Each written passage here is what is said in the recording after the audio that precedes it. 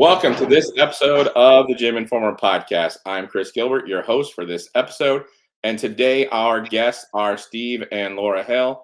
They are the owners of the 4 Indiana fitness clubs in Southern Indiana, my home. So I'm excited to talk to them about these really cool gyms that they've put right in my hometowns. So before we get started though, I've been to 3 of the 4. So let me show you some photos that I took while I was at their gyms.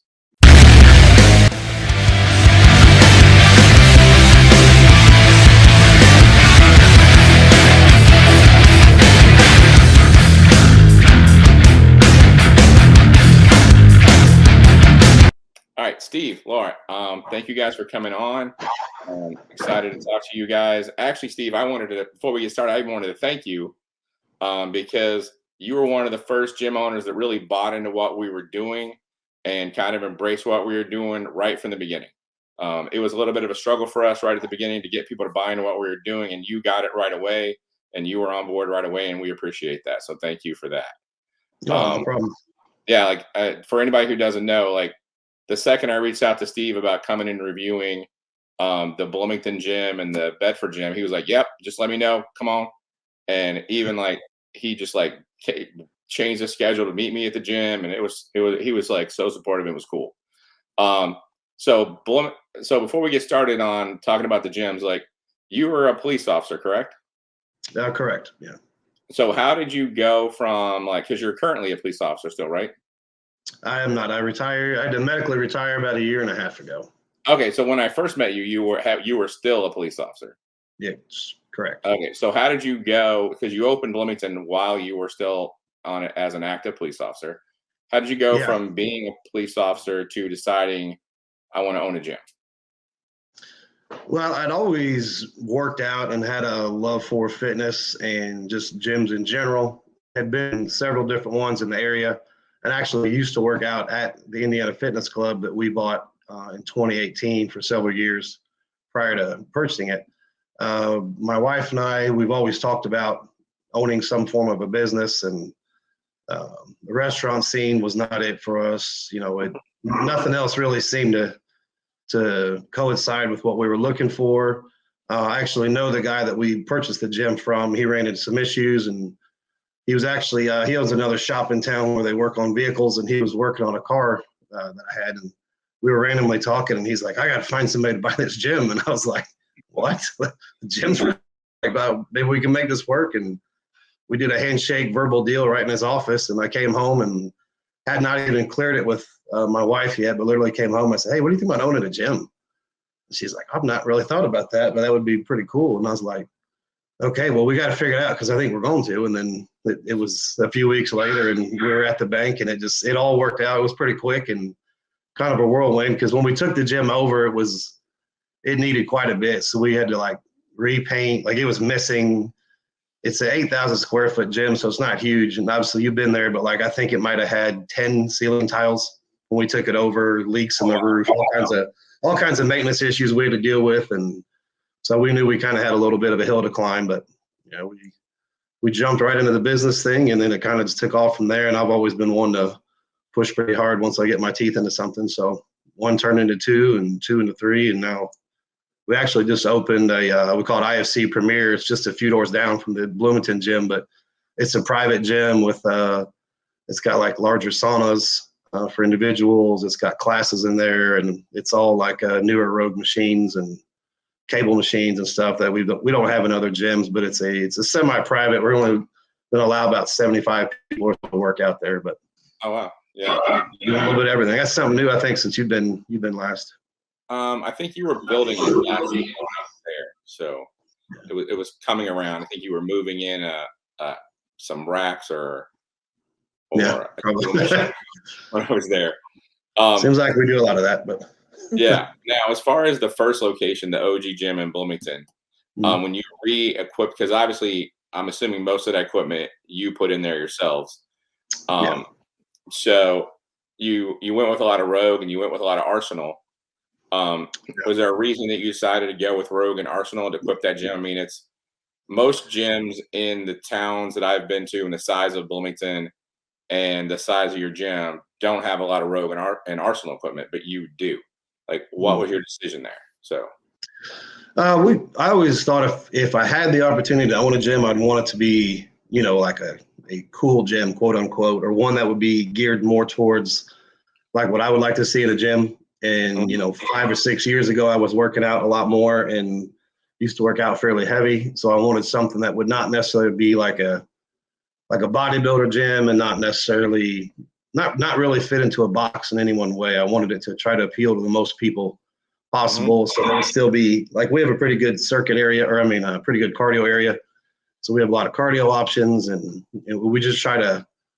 I guess the plan was just to appeal to the most people possible. And in Bloomington, we have a large student population with IU being just a few miles down the road. So we had to appeal to the more modern type lifter, if you would. But then we have a lot of local people, so we wanted to appeal just to the kind of hardcore guys that come in at 4:35 in the morning and just want like good basic equipment. So it was definitely a struggle though, because like I said, the gym needed a lot. And we were talking about this today, my wife and I. One of the first big decisions we had was when we took it over. Like a lot of the bars were bent or just like very smooth. Like it needed new bars, like in a lot of them. And so it was one of the first purchases, maybe even just a few weeks into owning the gym. And I was telling her, I was like, we need new bars. And we have to, like, my philosophy is always the buy once, cry once. So I'm like, let's just get Rogue. Let's get all Rogue bars. Like we need a deadlift bar. We need this, we need that.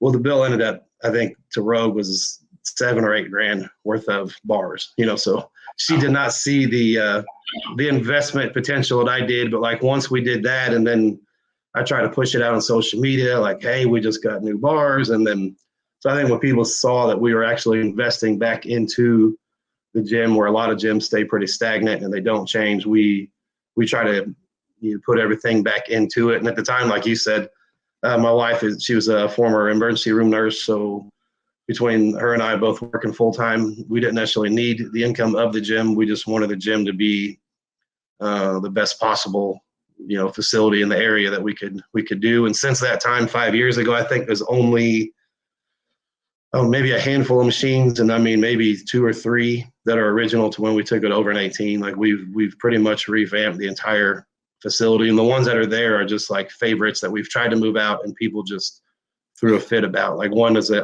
very old school calf raise, and people just love it. And it's, if it does the job, then there's no reason to change it. But yeah, some of those old school pieces that are off the wall and weird manufacturers just really get the job done.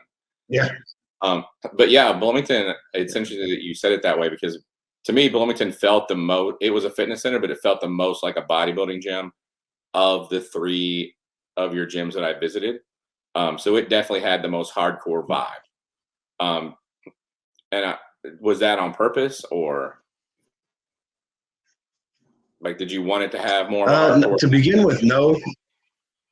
Yeah, to begin with, no, because we didn't have the room. Like it was set up in a weird way. So there was like they used to have classes where our dumbbells are now. So I had to like keep expanding areas, and like we took some walls out in the beginning and just redid a lot of stuff and then moved some things around. And once it got to once the format was how I wanted it, then it was like, okay, like why do we only have dumbbells up to 100? Like, so then we got our dumbbells.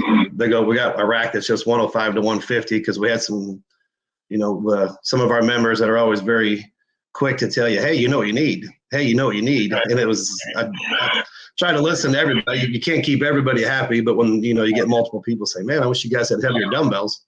Okay, no worries. Like I'll figure it out. And, or we have 2 deadlift spots, which a lot of places don't, but people wanted recently caliber plates, or the metal calibrated plates, whatever. And so we got a bunch of those, and it's just a whole lot of listening, but trying to filter out just the individual requests as opposed to something that could, appeal to the masses, if it makes sense. Yeah, no, completely. Now, I know Bedford wasn't the second gym, but that's the second one that I visited. So, right. Transition, talk about that one a little bit. Now, Bedford's my original hometown. It's where I grew up, and I know that town really well. And I know there are 3 other locally owned gyms in Bedford. What made you think that opening another locally owned gym in a town of 12,000 people would be successful. I've heard that somewhere else before, but no, Laura wasn't necessarily my biggest fan when I came up with that idea, but we were actually driving through town, and the location where it's at, I saw that as being available. And just every time I go through a town, it seems I'm like, whoa, like, how's that available? That'd be a great spot for a gym. And so when I saw the area that's in, I'm like, why is there not a gym here? Like, you would think there would be something. And then we started visiting the area gyms there, and like, it wasn't anything that blew me away. It wasn't anything that I didn't think we could try to do better, or try to offer a better variety of equipment. So I felt like with the Bedford gym especially, we started off with just 2 suites, and it was before we even opened that we had the opportunity to get the third one. So I went from a 5,000 square foot gym to a 7,500, and then since that time, we've actually taken over the fourth one. And so that gym, Bedford's actually 10,000 square foot gym, which is our largest. So we've been able just to continue to expand and offer more, and not to put down any other gyms in the area there. Like, they all have their own niche or their own like purpose locally there. But I just wanted us to be like a very modern type facility with a lot of options, just a lot of good cardio, so that anybody was really looking for, that little bit more, if equipment made a difference in their workouts, or, people that could appreciate rogue equipment over just kind of whatever thrown together type stuff. And we try to just really deliver a quality product and keep everything running. And I hate seeing out of order signs, or like if we have a tear in pads, I get our pads replaced like about as soon as we can. I don't like the torn pads and duct tape stuff. And so we try to just keep everything real top notch and just plugging away. I mean, it's definitely, I've been to all of the gyms in Bedford, and it's definitely the most well-equipped of the gyms there. So, good job on that. And it's got a different vibe than Bloomington. It definitely feels a little bit more like a family fitness center. I know from the first time I went there to the second time I went there, you added some different graphics, and it had a little more of I wouldn't call it a hardcore feel, but a little more intense, or like the graphics definitely add a little, like, amped up the level of like the gym a little bit. And it felt a little bit more like you could be like a bodybuilder and come in there and be comfortable working out. Not that you couldn't before, because it was decent equipment in there. And you had a decent variety of it. It was just, I think the graphics added a lot to it from that standpoint, but it still felt like a family-friendly environment. So I'm assuming that was probably on purpose, being that it's Bedford and it's like. Yeah, Bedford's a very interesting gym. If you look at like the whole, just the gym is its own entity, because like I said, all the gyms are very different, oddly enough, even though they're within 30 minutes of each other. But the Bedford gym, like, we have a guy who was real close to getting his pro card last year. He's amateur bodybuilder. Super good dude. We got a guy who was working out there for a while that does strongman competitions. So Bedford is a town that has guys that could be bodybuilders, has guys that are,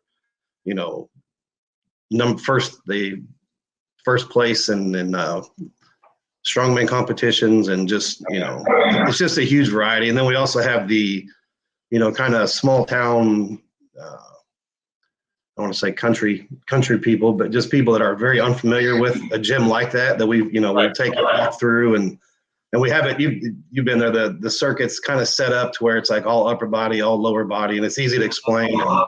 And so we have everybody. Bedford has somebody from like it's their first time in a gym to guys that are in there twice a day. So it's a very interesting facility. That's why we try to.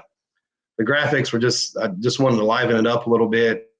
We got the big squat racks. We just added a squat bar the other day. They're excited about. We've continued to add some equipment as we go. But yeah, it's kind of difficult because you got to appeal to like everybody to keep everybody happy. You got to add, you add something that seems very minuscule to one person and they could care less about it. But then you add like we just added a dedicated squat bar from Rogue, which 6 people might be over the top excited, where nobody else really cares. But it's kind of just that the balance of the simple things versus the not. And Bedford, we just bought another fridge, and we brought in more supplements down there, which they seem to have taken to quite well. And That's So, cool. Yeah, I know most of the equipment, at least from a lifting standpoint, in Bedford is like your plate loaded equipment's mostly matrix, right? yes, yeah, mostly we have matrix and like a couple hammer strength pieces, and that's about it. Yeah. Yeah. Now, um, was there a reason you went with the matrix in that location, or was it just that's what was available? Or Yeah, we so it's kind of odd. So COVID hit, and we opened like a few months after the COVID thing was dying down. So I think that's why we got a pretty good deal on the equipment. But the equipment, and one of the reasons I needed something large was it was basically all that equipment was designed for another facility in Kansas. And there's a large fitness distributor in Chicago that we've worked with several times. And he actually hit me up and said, "Hey, if you ever think about opening an entire facility, like I could outfit it for you. I can make you a great deal if you take it all." So it was like literally a full semi load of equipment. So we had to really like find a way to make it work. So when we were able to expand, it was like perfect because I was sitting on this, and this. I'm like, now we can add it, and if you go in there, it probably looks like it was this great plan from the get go, but it was not. It was like a series of like fortunate occurrences that just worked in my favor. So, well, yeah, hey, take a win anytime you can get one. But yeah, Bedford's it's coming together pretty well. no, I like the gym, and I'm excited about it being there. So when I go home to visit my mom, now I got a good gym to work out in. So Yeah. thanks for having that one there. No problem. Man. Yeah, so let's switch to Paoli, which for anyone who's not familiar with Paoli, which is probably everyone who's watching this, Paoli's 4,000 people at the most. Yeah. So you put a gym, and that gym's what, 4,000 square feet, 3,000 square feet? No, that gym's 6,500 square foot. Oh, is it? Okay. So it's a decent sized gym. Yeah. Like there's more square feet than there are people in the town. So, like, what made you think that you could put a 6,000 square foot gym in a town of 3 or 4,000 people and be successful? And we were just talking a second ago that it's been really successful. Yeah, and I'll add like a little caveat to that. Paoli is actually the first property where we bought the building and the property and went all in on it. So not only was it like seemingly like a wild card choice, why this town, but it was like, hey, I think we can make this work so much to the point like, hey, we're going to invest pretty heavy. But a lot of times when we look at putting in a new gym, although like the individual town like Paoli is not a metropolis by any means, but it is like the county seat. So the courthouse is there. They have a pretty good sized hospital. They have a lot of fast food. They have a large Walmart. So a lot of times if a town can support those things, like a town should be able to support a gym is kind of the approach I take to it. So I thought that would do well. Obviously, Paoli also, I mean, like where the gym is, we're 9 minutes from French Lick, which French Lick is a large casino, a lot of tourism. So we advertise in the French Lick area, but it's also, there's a couple smaller towns that are all within, 10 to 15 minute drive. So the pool of people that we're actually pulling from is much larger than just the 3,500 or 4,000 in the town. And the people in Paoli, as far as the gyms go, they have been the most welcomingest, just friendliest people. There was no gyms in the area. They had like a after school high school weight room that people could use if they wanted to pay a daily fee. I mean, there was no real option for them. I guess there used to be years ago, and something I've not heard the whole story, but something occurred to where they closed. So when we came in, that was the first gym also that when we opened on day one, we had what was like a 3-hour wait. I mean, we had like 100 people in line. Like it was a whole ordeal for the town. Yeah, we did like a ribbon cutting. The Chamber of Commerce came. Like it was as inviting and welcoming as we've had anywhere. So it really has been, it's been like a blessing in disguise. The staff down there is great. We have hardly any issues. I don't, knock on wood, I don't like to say things like that out loud, but no, it's been just from open to actually February 1st was it February 1st? Yeah, February 1st was our 1 year. So we did a big giveaway for all the members down there and try to show our appreciation for them. And also we just added a large fridge down there. So we're starting to offer some supplements, a lot of protein and pre-workouts and stuff. So, and we, as far as members, and I think you saw that in Bloomington or Bedford, we try to keep pricing much lower than you'd find anywhere else and keep our margins pretty thin. And that's just like a member benefit. So Yeah. we're all Paoli now. Yeah, and the fact that people can go to any of the four, right? Yeah. It's I always tell people it's like a buy one, get three free. Yeah, and if in that area, I mean, a lot of people end up in Bloomington at some time or another. So I imagine you probably get a decent amount of people from Bedford or Bloomington from Bedford or Paoli stopping by the Bloomington location once in a while. So Yeah, and the nice thing is for anybody that lives in between the two, the same key tag works at Paoli for 24-hour. They all have 24-hour access, and so does Bedford.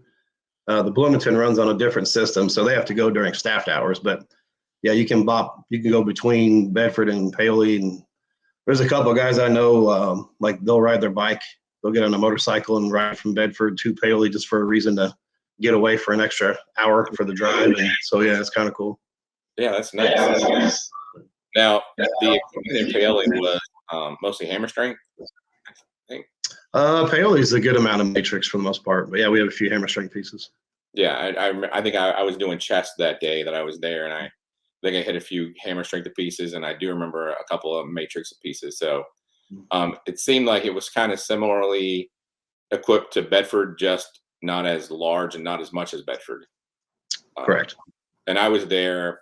You hadn't even opened 6 months when I was there. So yeah, but you'd already had it pretty well equipped for a 6,000 square foot gym. So, and it was pretty busy when I was. Yeah, we've added a few things there, and we got a few. Yeah, we've added a few things there since we've opened, and then we plan to add a couple more. And we don't want to crowd it up with some gyms you just want to add and add and add, and it ends up just being crowded in areas because we run into that in Bloomington sometimes. But as far as the Paoli gym goes, I think we still have some areas where we could add a few things. But yeah, it's a very well equipped, like modern, as nice and modern a facility as there is around that area for quite some distance. Oh yeah. So now we didn't talk about the other gym. I haven't been to that gym. Yeah. Maybe hopefully this summer. So now you've got 4 gyms. Is that it?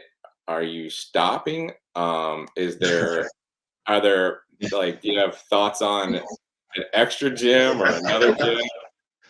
On expanding? Yeah, we've actually, I have went to the extent of like crazy thoughts, like huge mega gym and just expanding to like another southern location. We've eyeballed like Salem and the Seymour area, or even kicking out east of us and going maybe towards Franklin or Edinburgh or something of that nature. But it's once you get too far away, it just becomes quite a hassle. If you get, our farthest one now is about 2 hours away. That's the smaller gym in Delphi we have, but that's, we usually try to get up there once every other week or so just to touch bases. But that one pretty much, it runs pretty well with just the people we have, and it's been there long enough that, there's not a lot to it. But yeah, I would like to, and there's a couple larger spots on the east side of Bloomington that are director of operations. She recently got a promotion to our director of operations now, but her name's Madison Barnhart. She's our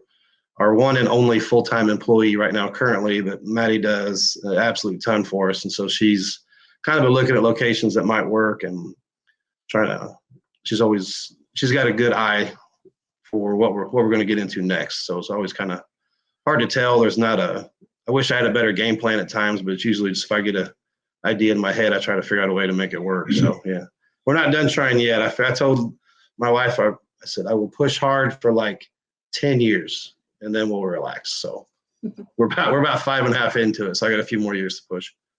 Okay. So maybe by the next time I come back to Indiana, there'll be a 5th IFC that I can go visit. Yeah. So one of the things we like to ask, now you've got 4 gyms, you've been a gym owner for 5 years, you've run the gamut of like taking over gyms, starting gyms from scratch, buying buildings, leasing buildings, small towns, like medium-sized towns. You've had quite a variety of experience. Is there a piece of advice or multiple pieces of advice or something you would recommend to someone out there who's thinking about owning a gym or has aspirations of owning a gym someday? Yeah, there's been a lot of lessons we've kind of had to learn the hard way along the way. Let's say number one, from when we took over Bloomington, it was more of an opportunity. So we knew what we had, we knew what we were getting into. We didn't necessarily need the income that the gym was making at the time, so all we did was just roll it right back in. So unless you have some form of other income or you're financially stable in another way, just to drop a ton of money into a loan or just to get the gym going is it's like diving in the deep end, and if you don't know how to swim real well, it's not going to go well for you. So I would say definitely have a plan, because even if you make the coolest gym in town, nothing says people are going to come, or nothing says it's going to make money, or you're going to have unforeseen expenses down the road. And that's probably another thing is we always try to keep everything like 100%. I don't like when things are out of order. I don't like, a lot of times we have to order pieces or parts to equipment, and that does take some time. So, you're going to have that where a machine's down and then everybody asks, oh, why is the lat pull down? But like, I have a part ordered, it'll be here. And, so you have to have some kind of mechanical ability, because if not, you're going to pay a lot of money to somebody else to fix and replace things. My wife has been very supportive. Maybe after the first 2 or 3 gyms, she's gotten a lot more supportive. Once you do it right a few times and it seems like it's working pretty good, it gets a little easier. But I don't know. I just I think it's just a good time. I know the economy is not the best. Interest rates are high on loans, higher than we'd like to see. But if you have a dream and you're ready to get at it and you want to put the time and effort into it, and you feel like you have a good location, and there's a lot of places where you can get large amounts of equipment at a very reasonable rate when you're looking at, each piece individually versus, buying 30 pieces at a time and taking a whole semi-load. Even if you have to figure out a way to operate a Bobcat you've never used to unload a semi by yourself in the middle of the night, like we did in Paoli with a couple buddies, like that was a disaster. But it's things like, you got to have some good friends along the way. You got to have a supportive family, and if you have all those things, and you're probably winning already. But adding a gym to your portfolio is pretty good. Yeah, that's awesome. I appreciate you on, and we wish you a lot more success with IFC. I've enjoyed my opportunities to go to all of the gyms there. So thank you, and nice meeting you, Laura. And thanks. You too. Oh, no problem. Appreciate your time. If you enjoyed this podcast, please hit the like button and subscribe to our channel for more great content.